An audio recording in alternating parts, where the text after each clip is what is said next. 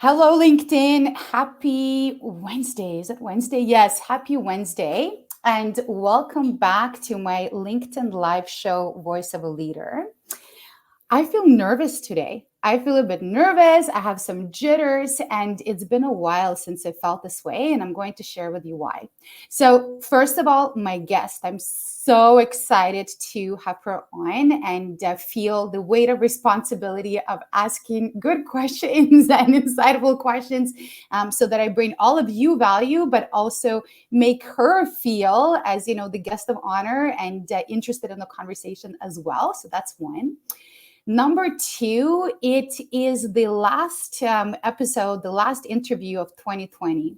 And so inadvertently, as I was preparing for today's live, I was thinking at how I started my Voice of a Leader LinkedIn live journey, which started during the pandemic, because of the pandemic, because, was locked up at home, business was tanking, and all I wanted to do was connect, reconnect, bring value, hear from others, and just feel, not alone, and make others feel that they're not alone either. So as I was thinking today, wow, what a journey this has been. I have interviewed thought leaders from around the world. I have been so privileged to speak with the most amazing human beings. It's made me reflect on the journey, and it also brought me back to that first day when I was about to click go live, and I was, freaking out inside and trying not to show it too much to my guests and all of you. What a journey this has been. Thank you all so much for being a part of it.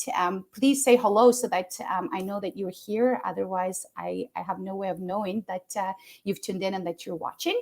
And as always, remember that this is live. So if you have any questions, if there's anything you want me to be asking of our guests today, I want to make sure that you are included and that we're having this experience together.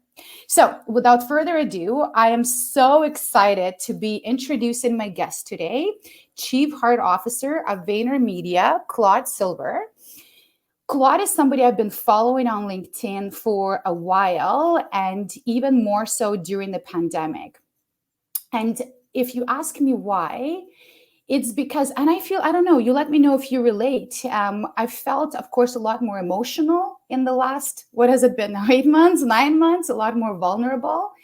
And I felt this deep necessity of connecting to voices of people who are empathetic, who are more human, who are more giving. And Claude certainly is that kind of voice. If you don't follow her on LinkedIn yet, you're missing out. Please do. And I'm so excited, honored, thrilled to stop talking and to let her talk as I introduce her to all of you.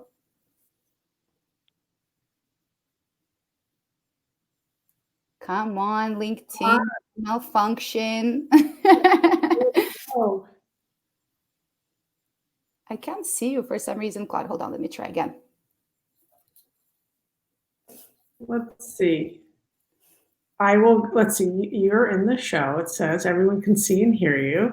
This is the great thing about live. And I can hear you too, right? This is as live as it gets. I can hear you too, but I can't see you. And I want to make sure. Go out and come back in. How about that? Sure. And then in the meantime, I'm going to say hi to all of you. Hi, Samia. Hi, Nadia. Hi, Anna. Hi, Alexander. Hi, Marie-José. Hi, Andrea. Hi, Caroline. It's so awesome to have you all here. As we fix technology, let's see. There we go. Shazam. Here we are. Okay. Sorry about that. Welcome. Welcome to the show, Claude. I'm so thrilled to have you. Oh, it's great to be here. Thank you so much. Thanks for dealing with my schedule, and I'm happy that we're here today, Wednesday. Very excited on this Wednesday. Okay, so I'm going to jump right into questions. And by the way, I forgot also to mention all of your amazing, speaking engagements you've done, been featured in Forbes and Inc., and recently on the cover of Authority magazine. And you've spoken at every, event there is, especially in the HR community. So here's the question I'm not going to ask you. Okay. I'm not going to ask you about your title, because you've been asked that way too many times.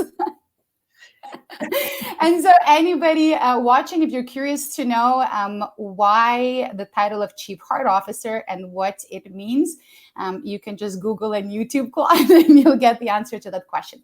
But what I do want to start with is probably your career path before you became a CHO or even working in HR. For our viewers who are at the beginning of their career path, I know you started your career, well, I mean, you graduated in psychology, and you have a very non-linear path. You worked in, strategy and digital and client services. How and why HR? Yeah.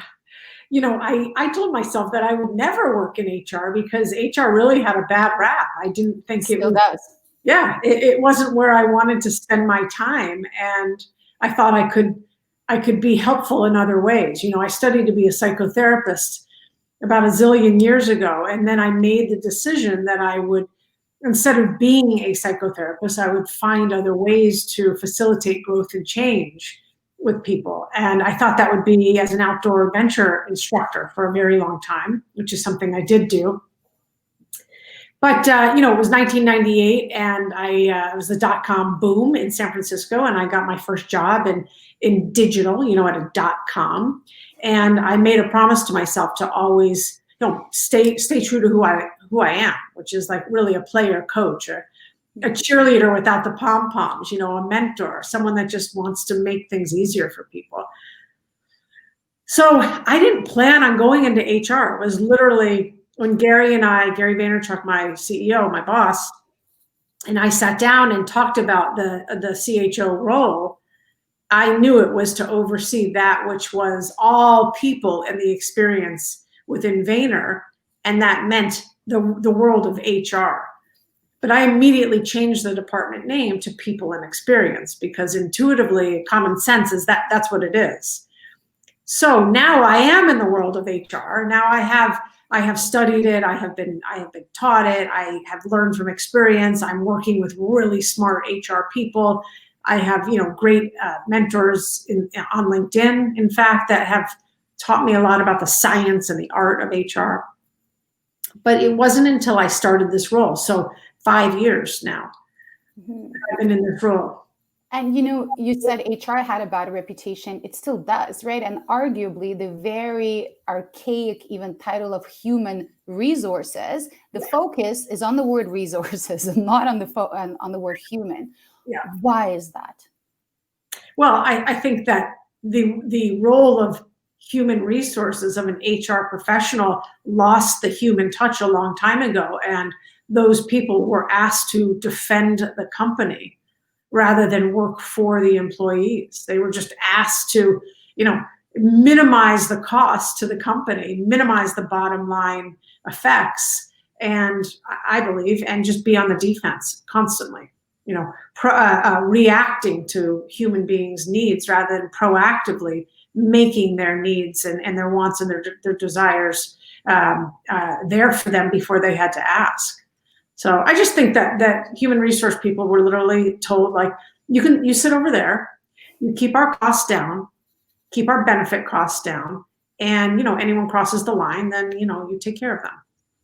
And you let us know, right? And you be the police to let us know. You're the eyes and ears. So you come and report whatever you hear. Yeah, they get a black mark, and you're in charge of putting that black mark on there. So that I don't think it's fair, and I think in some ways, shape, and form that human resources became the scapegoat to a lot of corporate companies, if you will. And I don't believe people got into the profession of HR to be policemen and women. I think they would have just joined the police force if that's what they were interested in. Good point. But I do have a lot. So I also found that an HR community here in Montreal called Influence HR, and it's really HR professionals who want to lead with the heart and want to create those amazing cultures.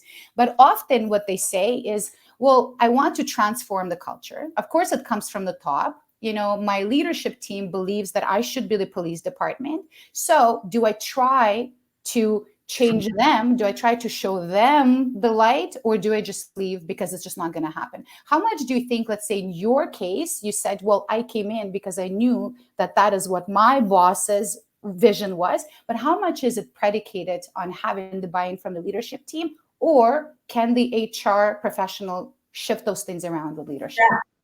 Yeah. Excuse me, both. You need buy-in from the top. Let's not kid ourselves. However, I think now more than ever, we're on the precipice of a great moment in HR where HR professionals not only have a seat at the table, they're taking up space at the table, putting themselves in their POV and their thoughts forward, sticking up for people, sticking up for themselves, for God's sakes, But to answer your question, I think that culture change is possible whomever you are in a company. It takes time, it takes energy, and it takes having people galvanized together to want to make that change. That's the thing.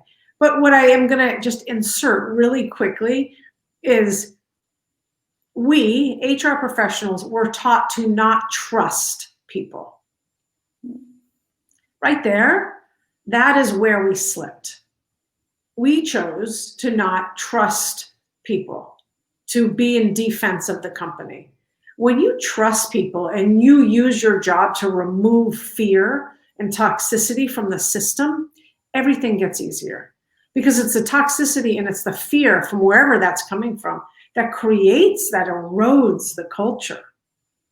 And when it's happening. Any one of us knows when it's just stinky over there. And you see a lot of smoke over there, and we, I think in some ways, shapes or forms, just decided to kind of like, well, there's nothing I can do about that, right? Mm-hmm.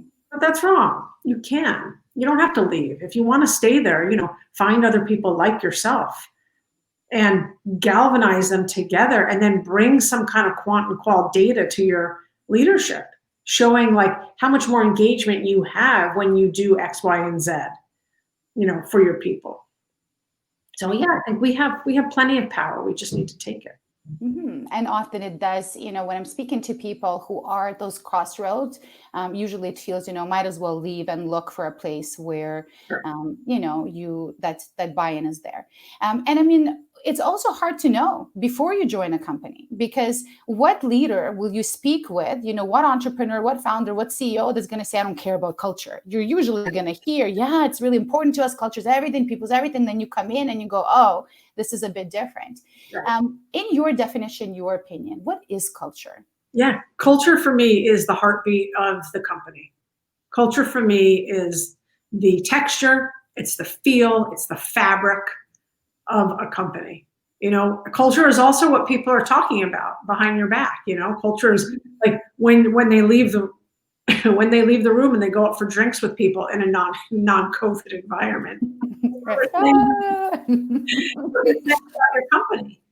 It's what they're saying. Like, I love it here. God, people are really friendly. Like, I love hanging out with my coworkers.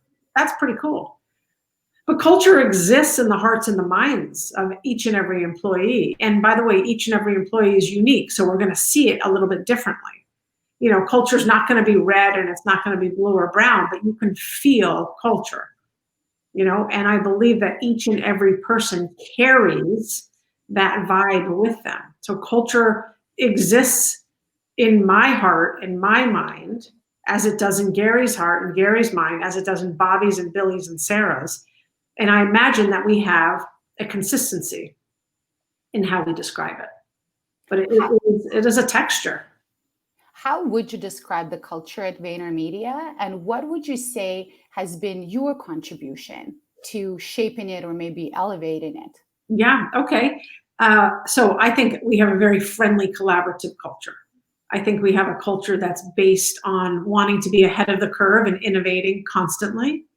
And that we have a culture that's also in many ways predicated on our CEO, who's, a very motivational guy. And he's a very, what you see is what you get. I don't think we have a culture of pretense or of anything that's like fabricated. That's not us. There's nothing shiny in our offices that you're going to be like, ooh, I had no idea. I mean, we're very raw. We're very real. And I think we really do have a culture of wanting to be the bigger person in different situations, really wanting to bring out people's champion, make people champions. So that's what I see every single day when I'm talking to people and spending time with people and seeing how they connect the dots and they kind of get electrified when they meet someone in their department or meet someone in the London office. So it's a real collaborative culture. That's what I'll say. I mean, in terms of my contribution, you'd have to ask Gary that. I think for me, I love people. I love the messiness of people. I really enjoy the creative process, and that's why I'm still at advertising companies. I believe in creating psychological safety and figuring out where the cynicism and toxicity is within a person and within a group. I love teamwork. I really like teams that grind together because I was on those teams for a long time. So for me, if there's anything I've brought in, it's probably just more sense of belonging, more sense of connecting with one another, more sense of, hey, we are better when we work together. But that's all rooted on psychological safety and removing fear. And that was one of my questions for you, because you talk about psychological safety fairly frequently, in your talks and also in just content that you post, that you write. Explain that a bit. What really is psychological safety at work? Like, what are the boundaries still? Are there boundaries? Because work is work. And then what are some tactical things that HR professionals listening to you right now could take back to their cultures and their offices? Yeah, so psychological safety is it's quite frankly, it's emotional safety. It's knowing that in any situation, I can say how I feel without someone pouncing on me or criticizing me or interrupting me. Psychological safety is also, I can feel safe to be myself, whether or not I am a different race, ethnicity, sexuality, whether or not I have seen and unseen challenges or handicaps, that I feel safe enough to be accepted as I am. I don't need to change my stripes because I don't want to change my stripes. Psychological safety is really, it's acceptance. And here's something in a very practical term, because I guarantee pretty much anyone that you ask, including myself, knows what Sunday scaries are. Sunday comes around, it's 3, 4 o'clock, 5 o'clock, and you're like, shh, I don't want to go to work tomorrow. I don't want the weekend to end, that kind of stuff. Sunday scaries are telling you that something's up. Something doesn't feel good. Whether or not it's you and your own performance, or you no longer have it for that company, or you go in because when you go in, you're going to be attacked or criticized or something that's just going to feel like completely inhumane. That's the opposite of psychological safety. You got to pay attention to those things. And the way to create psychological safety in a massive way is by having as much non-judgment as you possibly can, letting people be who they are. What you see is what you get, like WYSIWYG. It's really true. Not expecting people to change and morph, trusting people, we spoke about already. You've hired them. So why in the world would you ever have them prove their worth? You already hired them. You hired them because you thought they could come in and they could hit home runs and they could inspire and innovate, and share their curiosities with you. You didn't hire them so you could doubt them immediately. These are just like common sense things. So anyway, that's all of this bucket of psychological safety: holding space, walking alongside someone. How about saying to someone, I got your back? You don't even have to be that vulnerable to say to someone, I got your back. Just be truthful. I got your back. You're safe with me. I got you. That right there lowers someone's cortisol levels and anxiety levels and allows them to be the high performer that they are, or the high performer they want to grow into.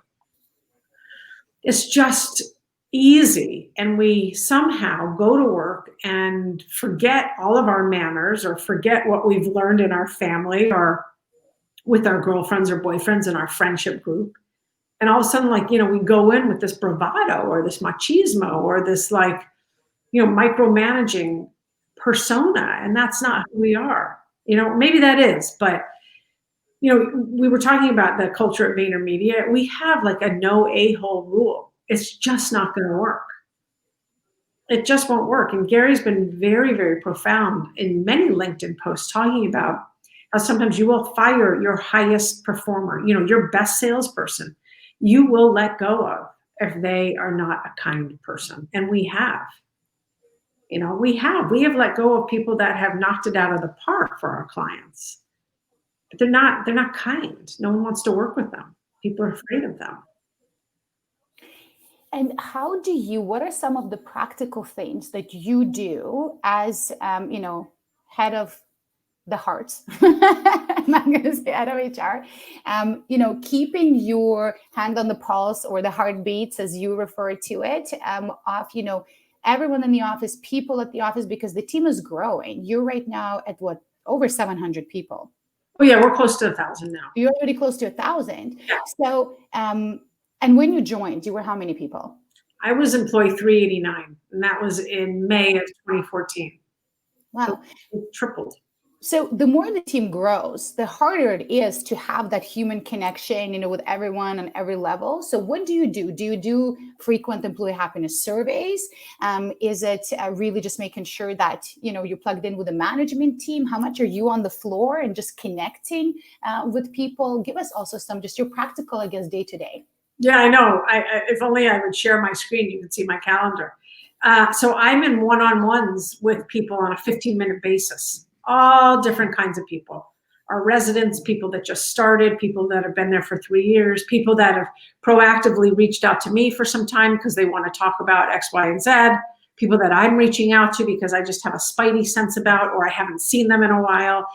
Certainly, I've reached out to everyone that has started during the COVID process, because that takes a lot of courage to start a job where you've never been with your coworkers in person. So my calendar is one-on-ones. I also do like smaller jam sessions with a hodgepodge of people, so I can just share what's going on in the company, and I can listen to their questions and listen to what sometimes we just do icebreakers. Mm-hmm. I do a lot of meeting with senior leaders and department heads. So like my last meeting was with one of our department heads talking about his leadership team. I'll do a staffing meeting later. I'll do a recruiting meeting later. I met with Gary this morning at 8:30 to talk about a senior hire we're doing. I'll meet with our diversity groups. So my day is filled with listening and then taking action on certain things. Adding my POV where I'm asked or where it seems necessary or applicable, and really just taking in information and data and doing something with that. And sometimes what I'm doing is literally just storing it, or sometimes I'm connecting this person to this person because they should meet. What do you ask, or what are your 15-minute conversation structure? And I'm asking you very tactical questions because I want to make sure that, people watching get inspired by the conversation, but also that they do something with it, right? Because it's great to get excited and inspired, but if you don't do anything about it, the ripple effect does not continue. Yeah. So, I don't go into a conversation and say like, tell me everything that's going wrong. I will say something to the effect, especially now that we're on screen, just like, hey, where are you right now? Like, hey, is it snowing? Like, for example, it's snowing right here. Like, hey, is it snowing? Or, hey, I saw on Instagram that you got a dog. Or, I'll do something that normalizes the playing field for a second. Just like, hey, you might hear my daughter crying in the background, or so forth. I'll just get real. Like, what are you watching on Netflix? And then I'll say like, so how's it going? You've been here for 3 months. Like, what are you doing? Who's your manager? Oh yeah, that person's amazing manager. Have you met, so forth and so on? Cool. What do you think you've learned in 3 months? Why did you choose VaynerMedia? How did we find you? I love that question. The how did we find you puts the emphasis on them being the smart one. We were the ones that were scurrying around to find you, Mr. and Mrs. Brilliant Person. Rather than, why, I'm interested in why they chose VaynerMedia, but first I want to know, like, how did we find them? Did we go to, a job fair? Pretty cool. I love that. I just have to say, I love that such small change in rhetoric, but what a way to just make somebody feel special. Right? That's what it's about. My ethos is to leave people feeling better than when I found them. And if they're already feeling 100%, then let's leave them at 110%, because then they're going to go, talk to their friend, Billy or Sarah, and be like, I just had a great meeting with Claude. Have you set up some time with her? I'm also going to say to them, like, hey, have you had any time with Gary yet? Essential. If you're here for 3 months, like, do you know what's expected of you? Yesterday, I had someone who has been with us for 4 years, and really was hoping to get a promotion, and has only been in the role that the person's in for a year. So I shared, like, hey, you need more reps. You need to be in that role for, a good 18 months to 2 years. You need some at-bats. And then I shared, like, I was a director for 8 years. Like, I thought I was a director for 7 years too long. But so I try to, not even try, I am extremely vulnerable with what I can share with anyone to put them at ease and let them know, like, as we started this conversation, I did not have a linear path. So, by the way, in America, one of the things I had our recruiting team do immediately was remove the need for a college education.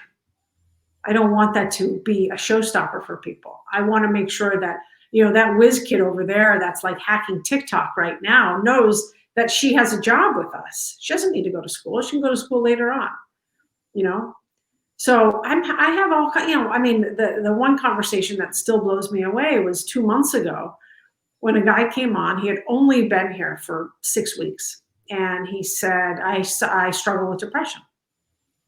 And I said, what do you do when you feel a bout of depression coming on? What do you do? And he said, I write poetry. And I said, I'd love to hear some of your poems. And he said, only if you read me your favorite poem first. So to tell you that, we went past 15 minutes, but I was crying. Like, not only did I have chills, like, I was crying.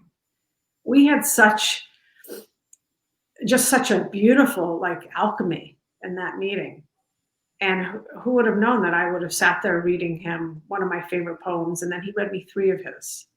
Mm-hmm. That literally was because he said he struggles with depression. Now, I could have said, what do you do when you're depressed, and do you see a professional? But I didn't want to go there. How many other people are saying that to him? Everyone. Mm-hmm. And at the end of the meeting, he said, I can see why so-and-so told me to get some time with you. Hmm. And I thought, by the way, that's not about me. That's about, he feels better now. He feels more seen, accepted, like he belongs. Like, okay, cool. There's a lot of anxiety in the water right now. We'll take care of you. And again, it's the rhetoric, because you saying, are you seeing someone right now? Have you sought help?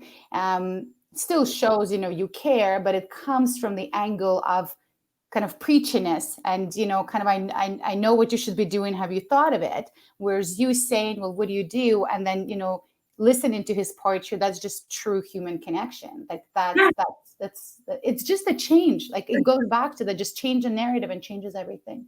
Yeah. I didn't want to make him feel abnormal. And by the way, a lot of psychology tells us that people that are depressed or have this or have that, there's an abnormality there. Positive psychology doesn't. It reverses that. It reverse engineers whatever it is we're going through, as a human being, to your point. Mm-hmm. So for me to say, like, are you doing something? Are you getting help? Like, that's also to see him as a victim of whatever it is he's going through. I don't want to do that. Enough people do that in society. But can I ask you, I have a personal question for you then, and then we'll go back to, HR and hiring and culture, but how do you protect your heart and your emotions? For 2 things. So one, when you're absorbing so much, right? And when you have that empathetic, you come from the place to so much empathy and genuine interest and care, you start getting a lot, right? Well, mm-hmm. That's why psychoanalysts, psychotherapists, they have their own psychoanalysts and psychotherapists to write, because that's a lot, number one. And also number two, I, for example, entrepreneurs that I know that I work with who have very open hearts and care about culture of their employees, they get so hurt when people will just very suddenly leave or very abruptly, right? And all the things they take it so personally. So how do you, one, replenish your emotional buckets? And then number two, how do you not get hurt and take things personally and not start creating that barrier and that guard? Yeah, I'll answer number two first because it really is the secret sauce. So I learned a long time ago how to protect my energy, and that I literally took, clairvoyancy workshops and workshops on like chakras and just energy management, to be very frank. And I know how to hold space and how to empathize with someone, walk alongside them without taking it on. I learned those skills very early on because I became a sponge very early on, and recognized as a sponge I can't be in action. I'm just bogged down. So I have to protect my own energy, and I do that in a number of ways. I have little mantras that I might say if I need them. But I've been doing this for a long enough. What I'm sharing with you is who I've always been. Hasn't just been in 5 years of being a chief heart officer. So I've had to do this work for a long time. I choose to do this work for a long time. So making sure that I'm not, whenever raw emotion gets chucked at me, I have some way of catching it here before it comes on me. That's really hard. Yeah, it is hard, but it's repetitions. It's literally repetitions. I also, want to say that, like, people are coming from a good place. So no one means to, give me their slop. It's just sometimes the nature of the beast when we're talking about real things. So that's, excuse me, that's the first thing. And then the first question was, how do I empty my bucket? How do I fill my bucket? Which is a question I get a lot, and I used to think I had to have like the best answer for you, which is like, I go and I run up to that mountaintop right there and I sit there and I navel gaze for 3 hours and I come back down. I don't. I don't have enough time to do that. I do meditation at night. I hang out with my 2-year-old. I cook. I talk to my friends. I listen to music. I try to get as much rest as I can, which is something that is hard, really, really hard. And I remind myself that I have to fill up my bucket. I have to empty it and I have to fill it. And I have to empty it and I have to fill it. And only I can do that. Like, only I can ask for that, So, but that's something that I, especially in these last 8-9 months of COVID, when we're on screen and it's been, triage after triage after triage, I've had to get much clearer with myself about, you need to take some time to fill up your bucket right now, Claude. And if that means you need to go take 3 hours off and walk the halls of Target with a mask on, then go do that. Because those places are still open. A lot of others are closed, right? Or if I just need to like put on a podcast and zone out, then I need to do that, and I need to make sure that I can do that with my family responsibilities as well. And how do you not take things personally, or do you? Let's say, I don't know, Glassdoor reviews, everybody's biggest, fear and least favorite topic. Let's say you have people, and when you genuinely care about employees and you feel it's such a giving culture and it's culture. But let's say somebody goes on Glassdoor and says, oh, it's all, BS, smoke and mirrors, and I didn't. How do you feel about? Does your team respond? And how does it make you feel? Once upon a time, I went to Gary and I was like, look, I want to answer every single Glassdoor review. And he's like, Claude, we have an open door policy. We are accessible and available 24/7. People can come talk to us and throw whatever they want to throw at us. But instead, people are hiding behind, fake names or whatnot on Glassdoor. So he didn't want to respond to them. Yeah, of course I take things personally. I put so much pride and energy in what I do. This is what I spend all of my time on. How can we cultivate the best culture in the world so that people will look back in 20 years and go, working at Vayner was the best decision I ever made. Like those 10 years, those 5 years, the 2 years I spent were like pivotal for me. Gosh, I worked with people that really cared about me. So yeah, I take things personally. And I also, know, like, there's only so much I can do. There's really only so much I can do. I can't say to that person, like, please, please, please, please, please knock on my door before you leave. Or don't be mean as you're leaving. Yeah, I mean, like, hey, don't be cruel. Don't be cruel. I guarantee you, if you're cruel today, you're not going to like yourself tomorrow. Like, I'd like to say that.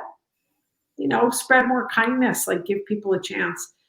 So when I say I spend all of my time on it, I spend all of my time on it at Vayner. I spend all of my time on anything I put out on LinkedIn or Instagram. Like, it's all going to be rooted in positivity, because that's what I believe. That's my North Star. Mm-hmm. I made a choice a long, long, long time ago. I'm talking like 25 years ago, to put my attention towards love rather than towards fear. And I have to work on it. There's no perfection here. Jeez. Why? What was the turning point, or what happened? Why did you make that decision 20 years ago? I was a really poor student, and I made some really poor decisions in my late adolescence, bad decisions that really took me down, really hurt me, hurt who I was. And so I think, my confidence was shattered. I didn't have a lot of self-confidence coming into my early 20s at all. And I got myself into some bad situations and bad relationships. And then finally, when I had enough strength to get out of my first really bad relationship, I spent a lot of time single and a lot of time reading and studying these spiritualities I'm talking about, reading Marianne Williamson, really, really getting into Buddhism and figuring shit out for myself, excuse my language. And when I read Marianne Williamson, Return to Love, a long, long time ago, she says in there, there are two emotions, fear and love. And if you're not in love, you're in fear. And I was like, I don't want to be in fear. I want to be in love. I can remember the moment I was in San Francisco, and I can remember reading that book and then going and seeing her speak. And, I made a commitment that I was a person that had a lot of potential. And I didn't want my tombstone to just say, here's Claude. She had a lot of potential. I don't want that for anyone. I want people to be able to, like, break through the potential and figure out what is going to make them light up, what is going to make them sing, And as I have a little girl now, that's what I want for her. Yeah, and for her to see that, right? Because as mothers, we set that path and precedent. I'm really relating to what you're saying right now. This interview is about you. It's not about me, but I've had a lot of very similar realizations and, internal pivoting points during the pandemic. In a weird way, I feel grateful to the pandemic for, having all those, feelings and then choices surface as a result, which I think is interesting. Yeah. How do you manage right now at Vayner just employees' mental health? Because this has, and you said it at the beginning, this has been very difficult. And all this, not only for people joining now, joining the team, but people on the team, it's really hard. Are you having meetings where you're talking about mental health more, bringing in speakers on it, or doing your own internal speaking? What are some, again, practical things you're doing? Yeah, well, I think the first thing is we're not denying it. Not denying that burnout is real, that it's been a year where people's anxieties have been heightened, where we as a company have had to make tough decisions also. So we're certainly not denying that mental health is on the the forefront of everyone's mind, and anxieties are high. The things that we've done, we bring in mindful meditation every single, I think it's Monday, Wednesday, and Friday at 12:30 East Coast time, where we have a professional meditator walk us through 15 minutes, eyes closed, on Zoom. It's also recorded. We've given people free physical fitness coaching, so they can log in with their coach online. Every single employee across the globe has access to career coaching with a portal that we use called Inner You. It's from the Handel company, the Handel Group, and it's an Inner You portal, and they can walk themselves at their pace through some really intense exercises on, authoring your life, you know, personal integrity, looking at how we chicken out, looking, they have a chicken, brat, and what reporter. So everyone has access to that. And then we also, of course, have, EAP, and we have people that come in and do yoga and do conversations on how not to say sorry. We had recently, someone talking to one of the groups. So we try to provide every single thing we possibly can. Healthy eating. We have a lot of Slack groups, like for parents. There's a big Slack group that we have for DE&I. So we try to, we try to really proactively provide things and then respond to the asks and do what we can at scale. We don't ever want to just like do something for these 20 people over there, and we can't do it for 700 people over there. So that's a big, big deal. And, we're going to be talking about burnout very soon within the entire company. So rather than just like the little pockets that I might have conversations on burnout with, or Gary might, we're going to elevate those conversations now so that we're talking about them at mass. And then, we have a break coming up, which is fantastic. Very well deserved. I'm sure for every single person, but I can say for everyone at our company who has been hustling and working extremely hard and pivoting with our clients' pivots and changes and needs. We've really done an incredible job in a very uncertain year. A lot of inspiring things you have mentioned, and an incredible human being you are. I know why you chose VaynerMedia. You spoke about it, but they really are very fortunate that they found you. And just as closing words, because we're at the top of the time, and I know you have a very busy schedule, if you would like to close with your mission and what you would like, the message you would like to leave other HR professionals with. Totally. Well, my mission is to bring humanity into the workplace and to create brave spaces, brave cultures of belonging for every single person to feel like they have a place and they matter at their work. That's my mission. My purpose is to be of joyful service, and joyful is a big part of that. I work for all of these people. That's my role in life, is to be of service, but joyful service. And I think my message to HR professionals now is the seat is there. Take it. Like, sit in that seat, take up space, get your POV across, lean into the fact of why you chose this profession. Get out of the back room and speak up. This is the time. We are on a massive precipice right now of change and empowerment, and it's literally there for you to take. And I'm here if I can be of any help to anyone out there. Thank you for doing that work internally at VaynerMedia. Thank you also for dedicating so much time and energy and resources for spreading the word externally as well. The work that you're doing is meaningful, inspiring, always brings joy to my heart when I see, things that you share. And I know so many other people. Thank you so much for taking the time to join us. Thank you. And thank you to all of you for being here for the last Voice of a Leader LinkedIn Live show of 2020. And I will see you all in 2021.